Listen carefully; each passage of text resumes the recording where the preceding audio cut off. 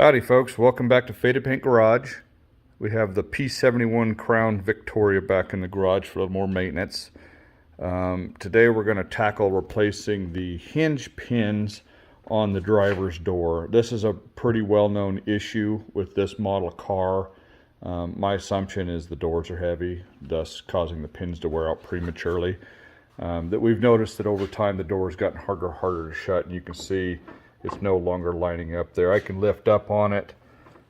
You can, it's kind of hard to tell, but there's quite a bit of slack up and down. So I've adjusted this piece here, but it's getting to the point now that it doesn't even shut right with that adjusted. So I've ordered this kit here, and I found these on Amazon.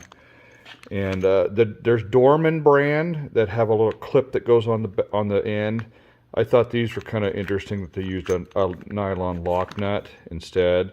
The other thing that I read about the Dormans is that you have to drill out the hinge on the car to fit the Dorman bushings.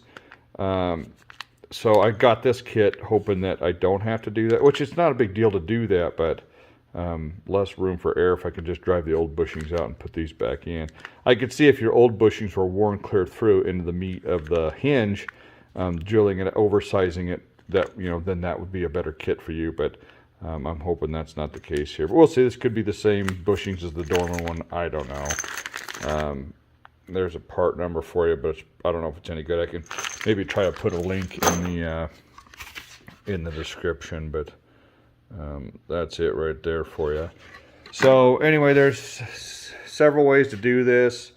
You know, I've got an engine hoist, so I might attach that to the door and just kind of hold the door in free air to get space to get in there. But from what I've been seeing, a lot of people, they'll just take this bolt out of the door here, or take them both off. You know, support the bottom of the door with a floor jack, just lift it up so it's supporting the weight that this hinge won't be supporting once you unbolt it. But take these bolts out, grind the head of the hinge pin off, which is right here, with a Dremel tool or whatever you can get in there, and then you can drive that pin out, rinse and repeat on the bottom. And but my thought is, I've got that engine hoist, maybe I just unbolt these completely, hover the door right here, and get right in there and just knock them out. That might cause more alignment issues putting them back together, but usually, you know, if you come in here, you can see where the paint, you'll be able to see right where the old hinge mounted, because it's been on there for so long. And there might not be an adjustment in this anyway. The adjustment, I think, is usually on this side. But anyway, I'm going to eyeball it a little bit.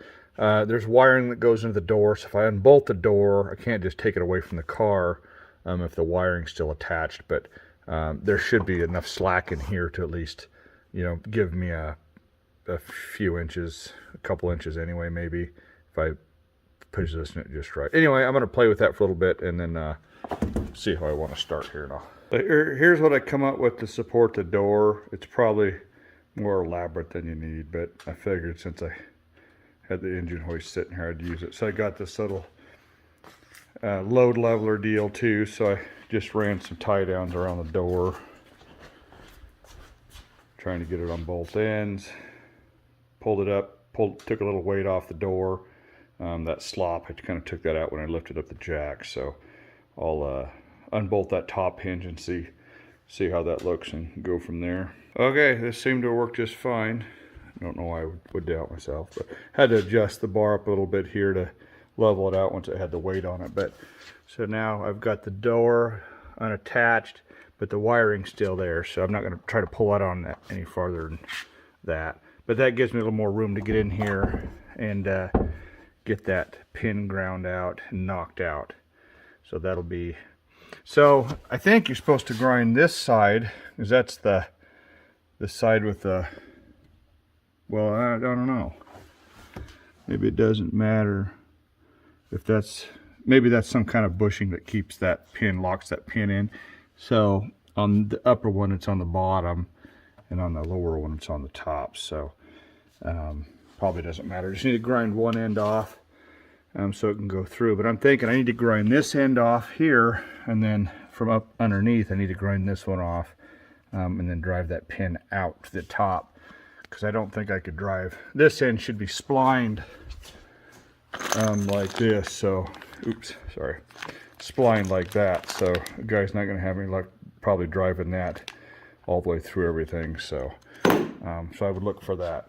That end you want to grind off is that, and then drive it out the opposite direction there. So we'll get to work on that part now. All right, making a little progress here. So I've got my die grinder here. You can get electric air ones, whatever, the metal bit.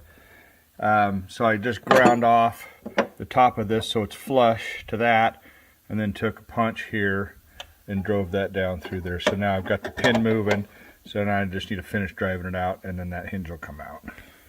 So I got the pin out, so that's what it looks like. And then once that's out, of course, this piece just comes right out of there. I put T for the top on there, but I don't think there's really probably any other way to put it back in there. But so now we got to take these bushings out of this piece and replace them with the new bushings. These holes look fine, so I'm not sure we need to do anything on those. I guess I'll see how the new pin fits in there, but I think it's just worn out. I think the bushings are just worn out on this piece.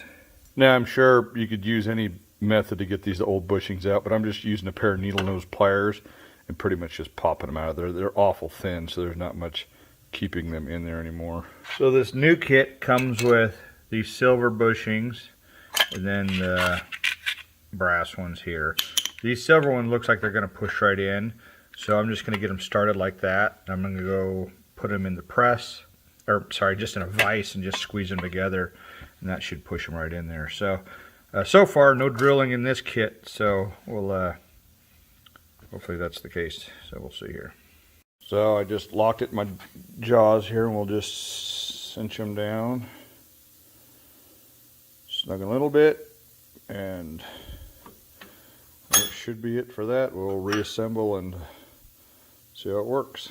Alrighty, the bottom one is bolted back together. So I ran the pin back in the same way it came out, so the part with the grooves or whatever come up from the bottom, so I just did it the same way. I had to hit the bottom with the hammer a little bit to get this started so it wouldn't turn when I was tightening it up.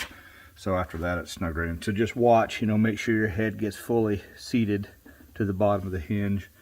So that should be good. I think if these wear out again, this is an easier hinge or pin to get out. You just unscrew it and then it comes out rather than, of course the Dorman should be the same, I guess. They just have a clip on them, so I don't think either way. But I didn't have to drill anything to install these hinges, which makes me feel that this pin kit is better than the Dorman, because I don't have to drill any holes or enlarge any of these holes, which I think is my preference. So we'll rinse and repeat on the top. I'll have to do the top from the bottom because that hinge or this pin needs to drive out from that way, so that one will be less fun, but shouldn't take long. Alrighty, got the top one out, so we'll do the same thing. We'll just pry them bushings out with the needle nose and put new ones in and put her back together. I don't see any reason a guy couldn't do this with the door attached, just do one hinge at a time. I'd feel pretty confident as long as you put a jack under the side of the door here.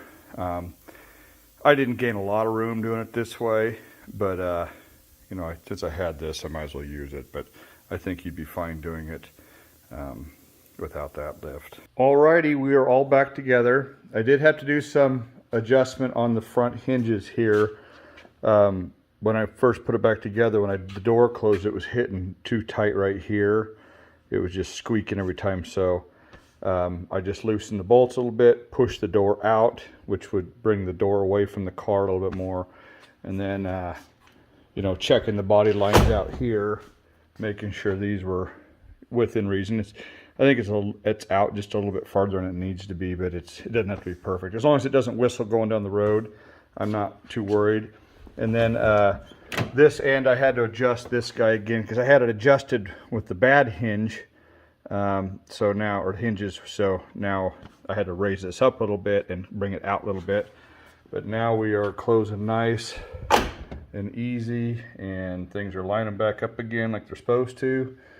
So I would say this is definitely a success. So Again, I don't think you would need to go this route. I think putting a jack under the door just to support that outside. And then I think you could do these without taking the door completely off the car like that. I think you could do one hinge at a time and be just fine. But I think it's a little bit easier, having a little bit more space to work with. But I definitely wouldn't discourage you from trying it if you didn't have a lift or anything like that. I think just a jack and some basic tools, I think you should be set. And again, I think this hinge kit is good. Since I didn't have to drill the factory hinges out at all, I will try to include a link to that in the description.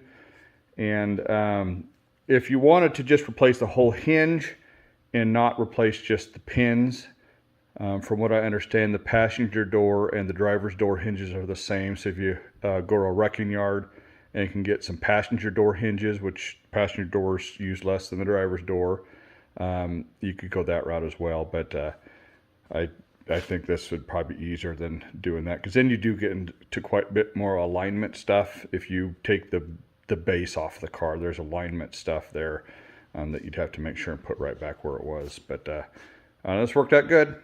So that's it for now. Thanks for watching.